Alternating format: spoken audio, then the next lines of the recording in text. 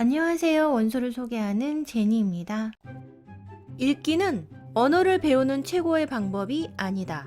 그것은 유일한 방법이다. 이 말 들어보셨나요? 바로 이 책의 저자인 저명한 언어학자 스티븐 크라시엔 박사의 말이에요. 그런데 원문을 보니 그냥 읽기가 아니고 extensive reading, 다독이더라고요.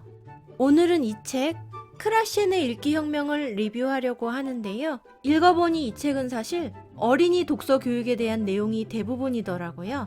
그래서 저는 평소에 제가 궁금했던 부분, 다음 질문에 대한 크라시엔의 답만 정리해 보도록 하겠습니다. 크라시엔이 말하는 다독이란 모르는 단어를 찾아가며 책을 읽어야 하나? 읽기는 언어를 배우는 최상의 방법이 아니다. 그것은 유일한 방법이다. 이 말에 대한 오해 풀기. 언어를 배우는 유일한 방법, 왜 읽기인가? 그럼 시작할게요. Check it out. 크라시엔이 말하는 언어를 배우는 유일한 방법은 다독인데요.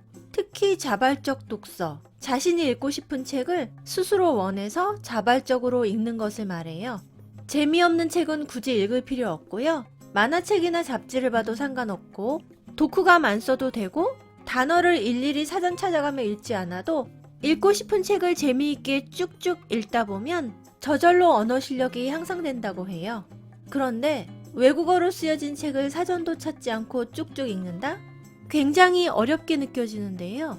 그래서 외국어로서의 영어 학습을 위해 다독을 권장하는 다독협회에서 다독의 의미를 찾아봤어요.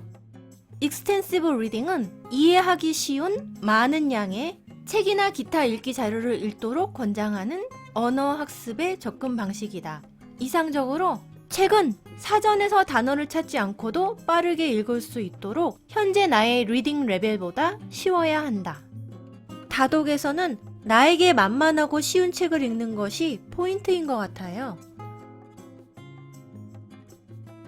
크라시엔의 답은 여기는 no, 여기는 yes 인데요.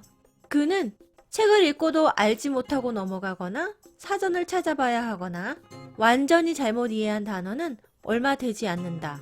반면 문맥에서 그 의미를 제대로 파악한 단어의 양은 엄청나다 라고 해요. 그 근거로 두 가지 실험을 제시했어요. 첫 번째는 영어가 모국어인 성인들을 대상으로 한 실험인데요. 실험 대상들에게 나르사트라는 은어가 241개 들어있는 소설책 시계 태엽 오렌지라는 책을 읽게 했다고 해요. 책에 각각의 은어는 평균 15번 이상 반복적으로 등장하고요.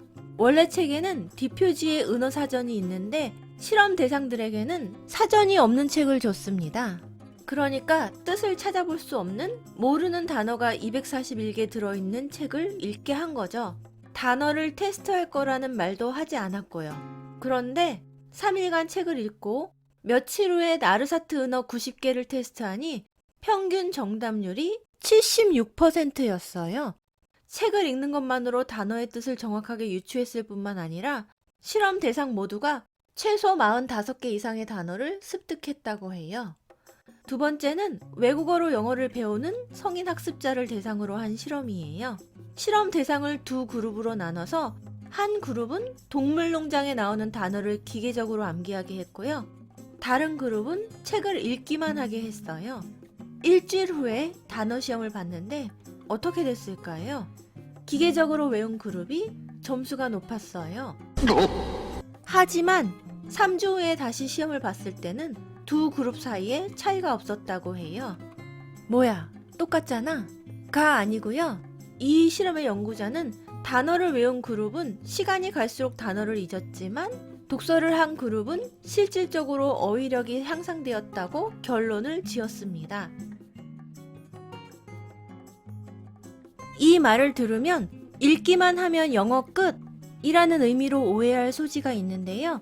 그렇게 오해하는 분들이 꽤 있더라고요.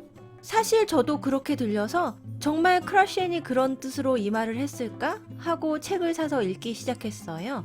크라시엔은 다독, 특히 자발적 읽기를 통해서 독해력, 어휘력, 문법, 읽기 속도, 문체, 철자, 쓰기 능력이 향상된다고 했어요. 거기에 소리내어 같이 읽기, 책을 읽고 함께 이야기하기 등등의 활동을 더했을 때 말하기와 듣기 능력도 함께 향상된 결과를 보여주기도 했어요. 읽기 활동만으로 듣기, 읽기, 쓰기, 말하기 다 저절로 된다는 의미는 아니라는 사실.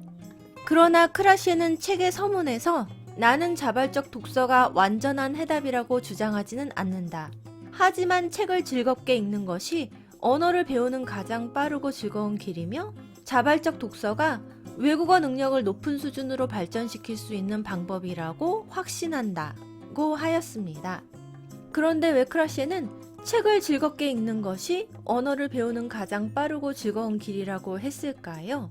재미있게 TV를 보면 안 되나요? 그 이유로 크라시에는 TV의 언어 수준을 이야기했어요. 한 연구자가 미국의 TV 프로그램 8개를 분석했어요. 그 결과 TV 프로그램 모두가 3,400단어 미만의 단어를 사용한 것으로 나타났어요. 따라서 TV 프로그램의 어휘 목록이 5,000개 이하일 거라고 연구자는 결론 지었어요.